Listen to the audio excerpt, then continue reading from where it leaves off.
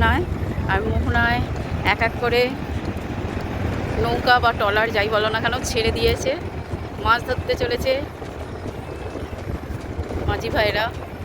দেখো ওয়েদারটা জাস্ট আজকে ওয়ান্ডারফুল নমস্কার আছে। বন্ধুরা, আমি ছন্দা। আমার আরও একটি নতুন ব্লগে তোমাদেরকে অনেক অনেক অনেক স্বাগত জানাচ্ছি। তো এতক্ষণে তো বুঝতেই পেরে গেছো আমরা কোথায় এসেছি। হ্যাঁ বন্ধুরা, আমরা দীঘায় এসেছি। আর এরকম হুটহাট করেই আমরা দীঘায় চলে আসি, আগে থাকতে কোনো রকম প্ল্যান থাকে না। রাত্রিবেলা আমরা গাড়ি ছাড়ি, একেবারে দেখতেই পেলে অন্ধকার থাকতে থাকতে পৌঁছে যাই দীঘার মোহনাতে। আর মোহনায় এসে এই যে প্রাকৃতিক সৌন্দর্য, এই যে সমুদ্রের আপন মনে খেলে চলা, এই দৃশ্যটা দেখতে জাস্ট অসাধারণ লাগে। তার উপরে এবারে একটা প্লাস পয়েন্ট হলো, মানে বাড়তি পাওনা বলতে পারো, সেটা হচ্ছে এই যে মাঝিরা চলেছে ট্রলার নিয়ে মাছ ধরার উদ্দেশ্যে, মানে প্রচুর প্রচুর। এইগুলো আমরা একটাও দেখতে পাই না আজ। মানে একটা তো ছাড়াও অনেক দেখতে পেয়েছি, তার সাথে তাদের একসাথে বয়ে চলা সেটাও দেখতে পেলাম। একটা আলাদাই অনুভূতি কাজ করছিল জানো তো। মানে হয়তো এই ফোনে দেখে সেটা ফিল করা যাবে না যতটা কাছ থেকে ফিল করা যায়। তো যাই হোক, আস্তে আস্তে সূর্যের আলো, সূর্য তখনও দেখতেই পাচ্ছ ঠিকঠাক করে ওঠেনি, কারণ মেঘে আকাশ ঢাকা ছিল। আর কখনো মেঘ কখনো বৃষ্টির খেলা তো চলছিলই। তো যাই হোক, সমুদ্রের পাড়ে অনেকক্ষণ বসে সময় কাটিয়ে চা খেয়ে আমরা চলে এসেছিলাম মাছের বাজারে। আর জাস্ট বন্ধুরা, জাস্ট ভাবতে পারবে না, এত এত এত এত পরিমাণ মাছ, একদম চকচক করছে। ইলিশ মাছ, পমফ্রেট মাছ, কাঁকড়া, পার্সে বাটা, তারপরে তোমার চিংড়ি তো আছেই, ভেটকি আছে, আরও আরও আরও বিভিন্ন ধরনের মাছ।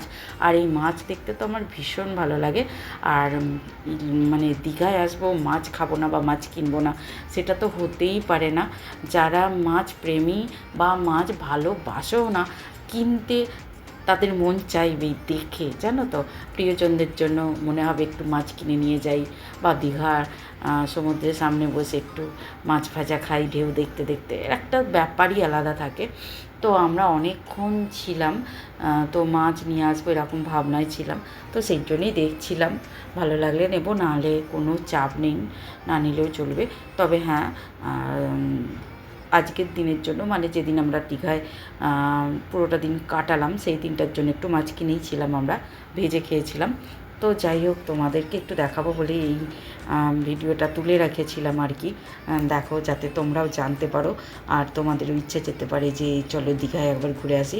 হ্যাঁ, এই সময় বর্ষাকালে তো তোমরা ঢেউ দেখতেই পাবে, সমুদ্রের একদম সুন্দর খেলা, আর তার সাথে থাকবে বৃষ্টি, মেঘ বৃষ্টির খেলা, সাথে এরকম মাছ, মানে সব মিলিয়ে বর্ষাকালে দীঘার একটা আলাদাই আমেজ থাকে।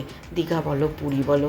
আর সাথে সাথে এইটা আমাদের আরও একটা উপরি পাওনা ছিল, সেটা হচ্ছে এই যে বড় মাছটা দেখতে পাচ্ছ, নাম এক্স্যাক্টলি আমি জানি না, তবে মাছটা দেখে আমরা তো পুরো অবাক হয়ে গেছিলাম।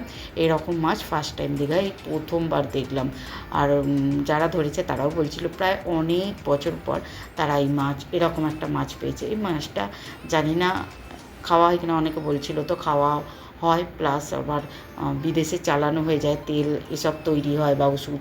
যাই হোক, অত আমার জেনে কাজ নেই, তবে আমার দেখতে ভালো লাগছিল, ভাবলাম তোমাদেরকেও একটু দেখাবো, তাই একটু ভিডিও করে রেখেছিলাম। আর এই একটা মাছ মনে হচ্ছিল সেই তেলতেলে কিছু একটা, ভাবছিলাম এইগুলো আবার খায়, হ্যাঁ অক্টোপাস টাইপের, বাট অক্টোপাস নয়, কী সব নাম বলছিল আমি জানি না ঠিক, তবে দেখতে বিশাল, প্রচুর এই মাছও উঠেছিল। আর দেখতে পাচ্ছ কত রকমের যে মাছ, আর কত রকমের যে তাদের দেখতে। তো যাই হোক, মাছ দেখলে তো আর পেট ভরবে না, চলে এসেছিলাম হোটেলে। আর হোটেল থেকে ভিউটাও জাস্ট লাগছিল, মানে সমুদ্রে একদম পরিপূর্ণ ঢেউ ছিল, যেটা আমাদের হোটেল থেকে একদম পরিষ্কার দেখা যাচ্ছিল। আর আমরা সমুদ্রের পাড়ে অনেকক্ষণ দাঁড়িয়েছিলাম, কিন্তু আমরা হোটেলে চলে এলাম, ফ্রেশ হলাম, ব্রেকফাস্ট করলাম, করে যাতে আমরা আমাদের পরবর্তী গন্তব্যে যেতে পারি।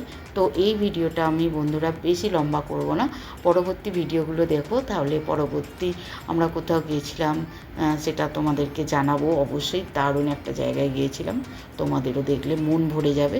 তো বন্ধুরা, আপাতত এখান থেকে তোমরা ভিউটা এনজয় করো, পরে আবারও তোমাদের সমুদ্রের কাছ থেকে ভিউটাকে দেখাবো। আর দেখতে পাচ্ছ নাজারাটা দেখো, আকাশে কালো মেঘে একদম ছেয়ে গেছে কালো মেঘে, আর সামনে উথাল পাথাল সমুদ্রের ঢেউ, আর সাথে একটা মিষ্টি ঠান্ডা হাওয়া। উফ, অপূর্বই লাগছিল জানো তো। এবারের দীঘা যাওয়াটা ছিল একেবারে অন্য লেভেলের, মানে মন ভরে যাচ্ছিল। অন্য সময় যাই কি নয় ঠান্ডা নয় গরম এটা থাকে, আর বর্ষাকালের সমুদ্রে যাওয়ার অনুভূতিটা একটা আলাদাই থাকে, কারণ বৃষ্টির সাথে সমুদ্রের ঢেউয়ের একটা সংযোগ আছে।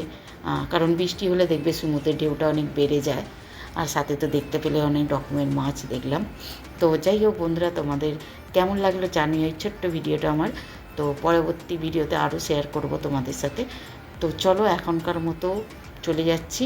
সকলে খুব ভালো থেকো, সুস্থ থেকো, আর এনজয় করো। তো চলো বাকিটা দেখতে থাকো, আর আমি বিদায় নিলাম। টাটা, আবারও দেখা হবে নতুন ব্লগে।